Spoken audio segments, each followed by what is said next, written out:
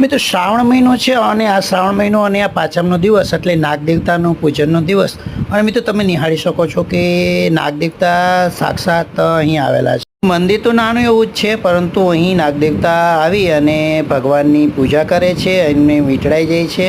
આ પાવન દ્રશ્ય નિહાળી આપણે અદ્ભુત દ્રશ્ય છે, જે આપણે કલ્પના ન કરી શકીએ તેવું આ દ્રશ્ય છે। મિત્રો તમે જોઈ શકો છો નાગદેવતા શિવલિંગને વીંટળાય અને જાણે આપણે લાગે કે ભાઈ સાક્ષાત દર્શન આપી રહ્યા હોય મહાદેવ, એવો જ આપણે અહેસાસ થાય।